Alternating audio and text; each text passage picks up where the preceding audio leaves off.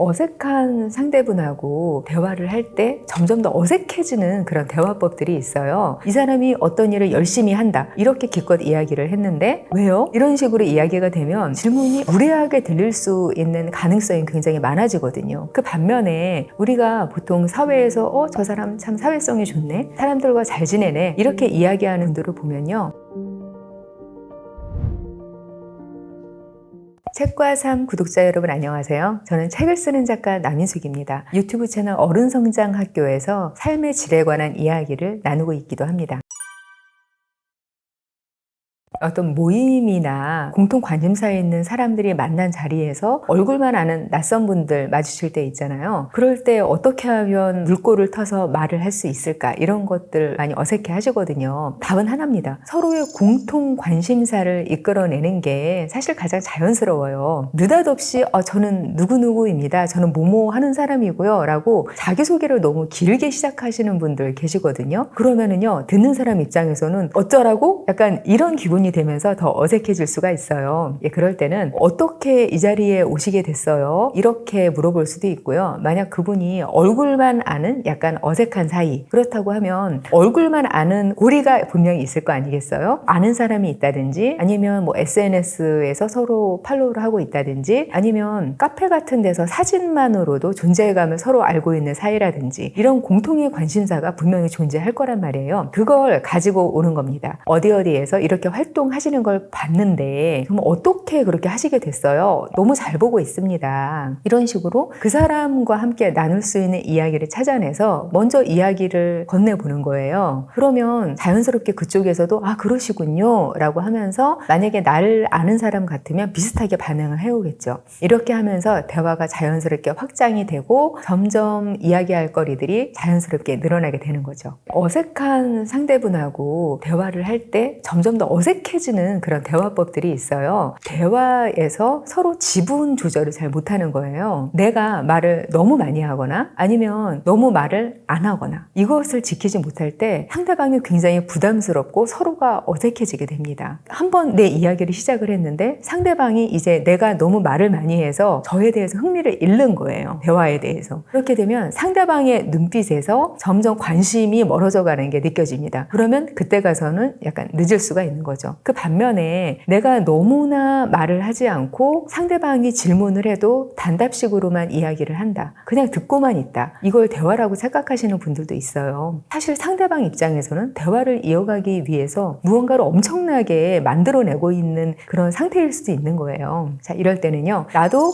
질문을 하는 사람이 되는 겁니다. 그 질문은요, 어떻게 라는 그런 내용이 들어있는 질문을 하는 게 가장 베스트인 질문이에요. 왜? 라고 묻는 질문이라고 하면은 질문이 어떻게 보면 무례하게 들릴 수 있는 가능성이 굉장히 많아지거든요. 이 사람이 어떤 일을 열심히 한다, 이렇게 기껏 이야기를 했는데 왜요? 이런 식으로 이야기가 되면 이분은 지금까지 본인이 말한 거에 대해서 부정당하는 느낌을 받을 수가 있거든요. 그런데 정말로 궁금하다, 왜? 라는 질문이 내 마음 안에 있다라고 생각하면 그게 어떻게라는 형태로 나오게 됩니다. 와, 그게 어떻게 그렇게까지 하셨어요? 어떻게 그런 성과를 이루셨나요? 이런 식으로 이야기를 하게 되면요, 사람 안에 있는 내연적인 면에서 벗어나서 외연적인 면을 드러내는 욕구가 분명히 있거든요. 그 욕구를 자극하게 됩니다. 내가 무언가를 이야기를 하고 싶고 이룬 것들 또는 잘 해낸 것들, 이런 것들을 분명히 드러내고 싶은 욕구가 그 누구한테든 있거든요. 그런데 물어보지 않았는데 이야기를 하는 건 너무 어색한 일이고, 또 그런 사람은 또 사회성이 좋다고 말할 수 없는 사람이겠죠. 누군가가 어떻게라는 질문을 잘 해서 내가 그것에 대해서 이야기를 잘 할 수 있는 사람이다 하면 대화는 무조건 잘 진행이 되게 되어 있습니다. 우리는 보통 어떤 사람의 말을 들으면은 그 사람이 하는 말을 통해서만 정보를 받아들인다고 생각을 하죠. 그런데 사실 심리학자들이 밝힌 여러 연구에 따르면은요, 사람들은 보통 비언어적인 요소를 90% 이상 이상 받아들인다고 합니다. 제가 사람들과 대화를 해보고 또 대화하는 모습을 관찰을 해보면은요, 정말 이야기를 생각보다 많이 듣지 않아요, 사람들이. 이 사람이 이 이야기를 했는데 그걸 듣지 않고 다른 이야기를 다시 질문을 한다든지 이런 경우가 상당히 많습니다. 제가 발표라든지 아니면 프레젠테이션 대회 이런 데서 심사위원을 볼 때가 있거든요. 그러면은 저는 심사위원이니까 아주 열심히 처음부터 끝까지 내용을 듣게 되어 있습니다. 심사위원과 그리고 관객의 투표 점수가 합산돼서 상을 주게 돼 있는 형식으로 보통은 진행이 돼요. 그런데 심사위원이 상을 주는 분들과 관객들이 상을 주는 경우 대상이 완전히 다른 경우가 굉장히 많습니다. 보통 심사위원들은 그 발표의 내용과 핵심 가치 같은 것을 주의 깊게 듣기 때문에 그걸 잘 구성한 사람들에게 점수를 많이 주게 되어 있는데, 관객들은 목소리가 좋은 사람에게 상을 줍니다. 그리고 발표할 때 태도가 좋은 분들, 좀 더 프로페셔널해 보이는 분들께 상을 주시더라고요. 결국 생각보다 말을 듣지 않는구나, 못 듣는구나, 이런 걸 체감하게 되는 경우가 굉장히 많습니다. 그래서 우리는요, 상대방의 마음을 열고 들어간다는 생각을 하셔야 돼요. 사람들은 자기가 호감을 느끼지 않는 사람들의 말은 아예 귀 안으로 들이지를 않습니다. 저 사람 너무 비호감인데? 저 사람 나를 너무 싫어하는 것 같은데? 무례한데? 라는 인상을 받으면은 그 사람이 아무리 맞는 말을 하고 또 정보가 있는 말을 하고 좋은 말을 해도 일단은 마음속에서 부정하는 심리부터 작동을 하면서 걸러서 듣게 됩니다. 그렇게 되면 대화가 제대로 이어질 수가 없겠죠. 그래서 상대방에 대해서 긍정하는 태도와 그리고 오프닝 멘트, 예를 들면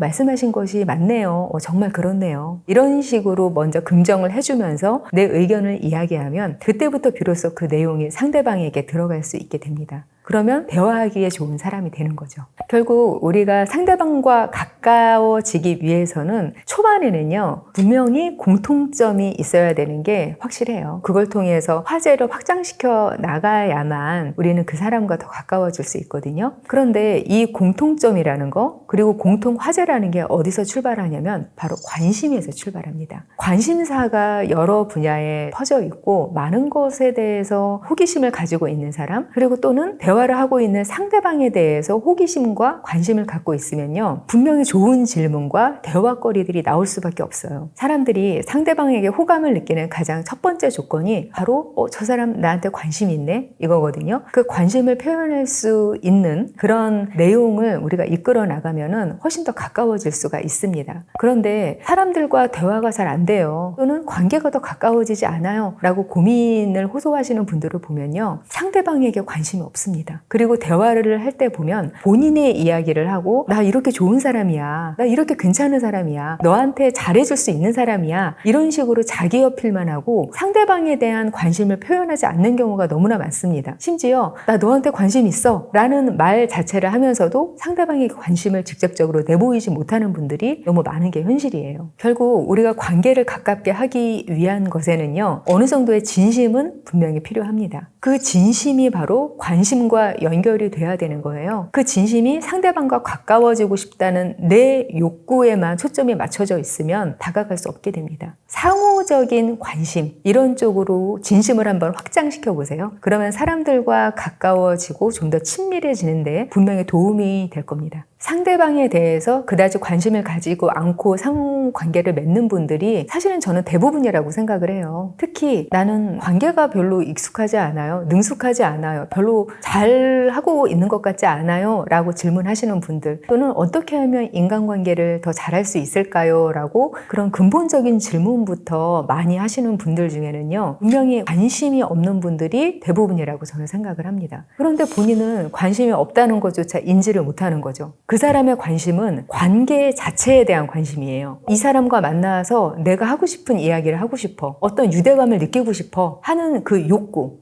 자체에만 관심이 있는 거지, 상대방이 어떤 사람일까? 저 사람 참 궁금하다, 이런 걸 진심으로 생각하지 않는 사람이 사실은 훨씬 더 많거든요. 사람이라는 존재를 재밌어하고 호기심을 느끼고 또 관심을 갖는 것, 이런 건 분명히 타고나는 성향이 맞기는 해요. 예, 그런 사람들은 어릴 때부터 관계를 잘 운영해 나가기도 하고 또 굉장히 사람들과 잘 지내는 모습을 보이기도 하죠. 그런데 이게 후천적으로 불가능한 일은 아니에요. 우리가 보통 사회에서 저 사람 참 사회성이 좋네, 사람들과 잘 지내네, 괜찮은 사람이네, 이렇게 이야기하는 사람들 중에는 후천적으로 노력을 통해서 잘 지내는 법을 터득한 그런 분들도 굉장히 많습니다. 우리는 저 사람한테 관심이 가네? 라고 생각하는 걸, 이거는 그냥 내 마음에서 일어나는 일인데 이게 노력을 한다고 될까? 라는 생각을 하기가 쉬워요. 하지만 마음은 분명히 내 마음대로 안 되는 게 맞습니다. 그렇지만 생각은 우리 마음대로 할 수 있어요. 관계를 좋게 만들고 또 대화를 잘 하기 위해서는 저 사람한테 관심이 있어야 돼, 또는 관심을 가지는 방향으로 내 시점과 생각을 조금 옮겨볼 거야 라는 의지를 가지고 있으면 그렇게 되거든요. 그리고 사람이라는 존재를 재밌다는 쪽으로 한 번쯤 생각해 보잖아요. 그러면 정말로 재밌습니다. 80억의 인구가 각각 80억 개만큼 다른 그런 인격과 인생을 가지고 있거든요. 자세히 들여다보면 다 재밌습니다.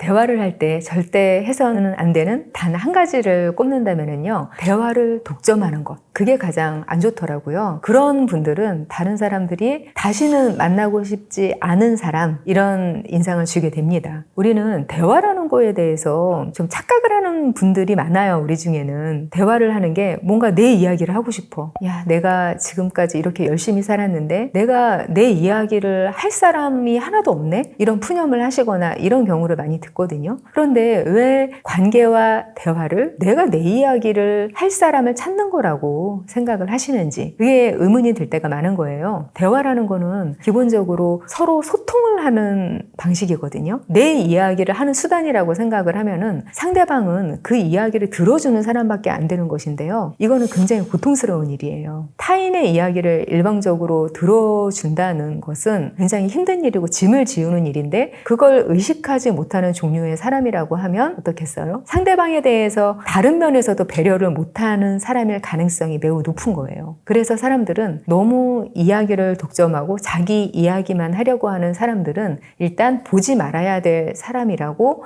마음속에서 판단을 합니다. 그게 가장 중요한 거고요. 만약에 내가 너무 이야기를 하고 싶은 사람이야, 욕구가 강하신 분들은 보통은 어떻게 하시냐면 실제적인 것을 다른 사람에게 줍니다. 내 이야기를 들어줄 때 이 사람은 실질적으로 이런 이득을 얻는다라는 인상을 계속 주는 거죠. 그런데 이런 분들은 또 하나의 그런 갈증을 느끼게 되는 거예요. 내가 꼭 무언가를 이 사람한테 줘야만, 이 사람들한테 줘야만 이 사람들이 내 이야기를 들어주는구나 라는 허탈감을 느끼시는 경우도 또 많더라고요. 결국 양가 감정이 드는 건데요. 내 자신과 타협을 하는 수밖에 없어요. 다른 사람의 이야기도 좀 들어주면서 같이 나눈다라는 쪽으로 내 습관과 생각을 바꾸다 보면은 원하는 대화하는 관계, 이런 것들을 누릴 수 있습니다.